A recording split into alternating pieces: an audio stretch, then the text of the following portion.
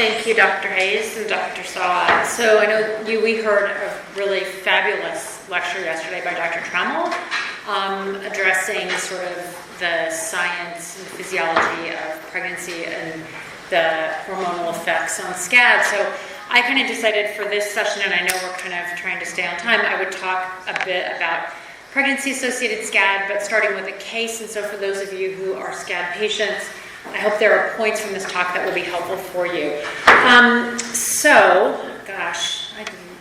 You can tell I'm not a math person, sorry. Let me go back here. Okay, first case. So this is a real story, a patient who I care for, a 34-year-old female with 3 prior miscarriages, so G3P0 SAB3, who presented with chest pain about a month after her 3rd miscarriage. Unfortunately, that timing also coincided with the anniversary of her mother's death and a move, and she had been lifting a heavy sofa, developed chest pain. Just from the SCAD perspective, she had 3-vessel SCAD with multiple type 2 dissections.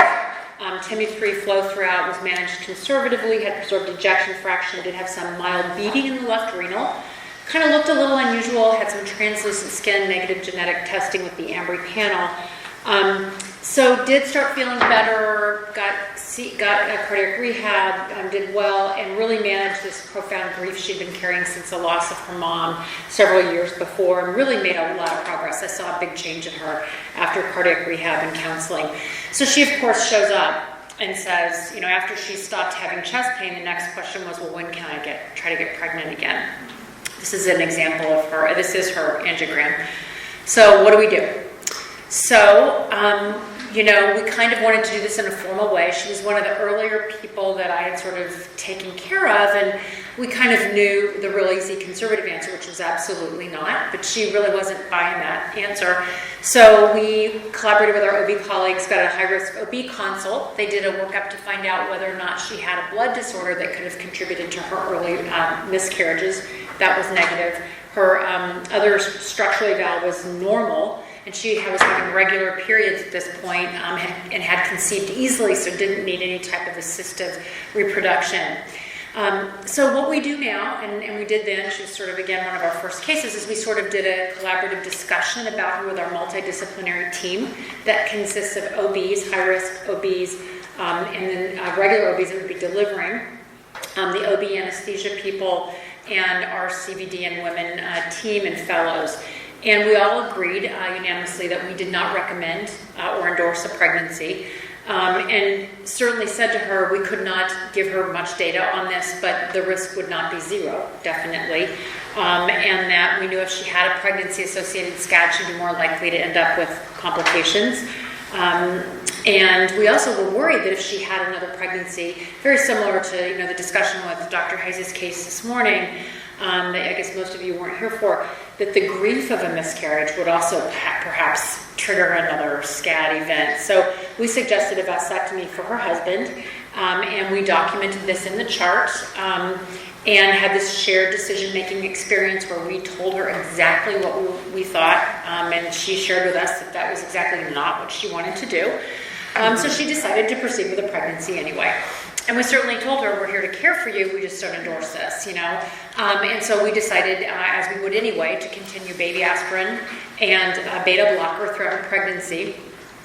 We have weekly meetings where we go through our list of pregnant patients, not only SCAD, but any patient with cardiac risk or cardiac history.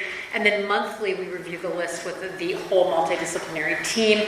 We discussed the method of delivery and recommended that she could, in fact, have a vaginal delivery with epidural. You can do epidurals with baby aspirin. It's not recommended with dual antiplatelet or anticoagulation, but simple aspirin, you can do epidural. She wanted a C-section because she wanted to schedule it.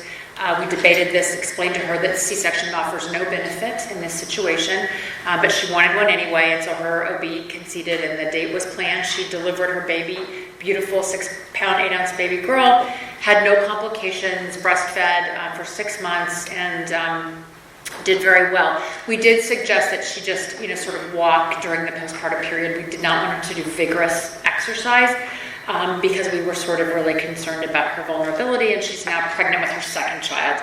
So certainly not something we've endorsed. We have utilized the value of our multidisciplinary team to manage these cases. And again, it's the shared decision making, which is really the new way we talk about things. So we are part of a team and the patient is in the center of the team. And so, and that's how we're managing a lot of these folks. I'll go through some of the data. There have been a number of retrospective series, including the really beautifully written series by Dr. Tweet from the Mayo Clinic. This is data from a Dr. Havakuk, where they looked at 120 cases retrospectively of pregnancy-associated SCAD. Bottom line, these patients, the majority presented with bad heart attacks, so the ST segment elevation type. The heart function was reduced. They had a higher risk of ending up with mechanical support and longer-term complications, and there was a 4% risk of mom not surviving. So big deal if this happens. Smaller series also showed that in this series, a third of the patients got really sick and needed mechanical support. Dr. Tweet's series, she showed that the heart attacks were larger, the pumping function was lower than people with non-pregnancy associated SCAD, and the majority occurred right at the end of the pregnancy or in the first few weeks thereafter, and the left main, the main artery of the heart, or the artery down the front, were most commonly involved. So these are big issues. We also know that maternal mortality in the U.S. is increasing. In Canada, lucky you guys, it's not. And the cost of delivery in the United States is also going up. We know that the majority of these deaths are in young Black women, but we're seeing them in all groups. And so this is something I'm very attuned to. And we have to understand this more. Physiologically, we know that the amount of blood the heart pumps per minute goes up early in pregnancy and stays up. Blood pressure usually goes down. The pulse or heart rate goes up. And a number of other factors occur that sort of change the heart physiology.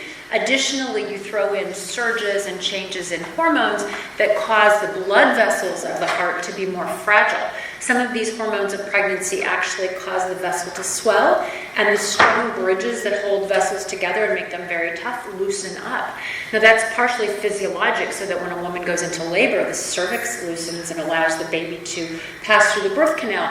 But these changes can be somewhat detrimental, especially if they're happening on top of some other vulnerability. And we think that may be part of the reason, in addition to the physiologic demands in pregnancy and labor and delivery, that people are at risk for not only coronary dissection, but aortic dissection as well. I showed you that data already. Dr. Saw and her colleagues in their series demonstrated that the two groups that had the worst hospital outcomes, both acutely and in follow-up with SCAD, were pregnancy-associated SCAD and patients with connective tissue disorders. This is the data from Mayo, again, with the big bar just showing you within the first 5 weeks after pregnancy. That's the most common time we see it. Some other things that Dr. Tweed and Dr. Hayes identified were these women were more likely to have had multiple pregnancies. They were more likely to have needed fertility therapy or assistive therapy to get pregnant. And they had a much higher rate of preeclampsia than women who had non-peripartum SCAD. So in general, we know that this is a riskier condition, and thus we know that it's associated with pregnancy, so we're not endorsing. Dr. Tweed again and Dr. Hayes did look at a small series of women, 8 women who did go on to get pregnant after SCAD. And of those, 6 of them did had live births, and one of those women did experience SCAD, and as expected, it was quite complicated. She required bypass surgery, did involve the left main artery. She, of course, did very well, managed by their team, but certainly it was a very complicated situation. So most doctors discourage pregnancy. I certainly think we need more data, but there's no data right now to say that it's really safe. We certainly counsel patients about the risk, and if pregnancy occurs, we use our multidisciplinary team like we have. Now, some women prefer to do, they talk about a gestational carrier, and if you use someone else's egg, a donor egg, then that's actually quite safe because mom doesn't have to do anything hormonally. Unfortunately, that's quite expensive, at least in the U.S., for not only the egg, but also the gestational carrier, so sometimes that isn't really a practical option. We don't recommend egg harvest because that does involve stimulation, similar to what's done with IVF. And those drugs have been associated with precipitating SCAD in a few cases. So again, not something we suggest. Method of delivery, unless the woman is acutely sick, having an active SCAD, we would, unless that's happening, we do suggest vaginal delivery with pain management to decrease the stress associated with labor and delivery. And if the patient's acutely ill, then we would do a C-section because of concern for hemodynamic compromise. Again, as I mentioned, aspirin is okay with epidurals. Contraception after SCAD, dad getting the SNP is the easiest thing. Unfortunately, in many cases, if someone doesn't have a life partner or they need contraception for other reasons, we recommend the implantable IUD with progesterone. Copper IUDs without eluting hormone are actually lead to a lot of excessive bleeding, especially if people are on aspirin. And we feel that these, like Mirena type devices, are safe because there is minimal absorption of the hormone. And we remind people that condoms are not a good form of family planning. Now, the risks associated with an increased likelihood of pregnancy-associated SCAD: advanced maternal age, black race, history of prior hypertension, of course, as with other SCAD, anxiety, depression. Certainly postpartum depression is linked to SCAD, even if in a prior pregnancy. Hyperlipidemia, migraines, FMD, preeclampsia, fertility, and again, I said multiparity. So in summary, the recurrence is very unpredictable. We have to have a frank discussion.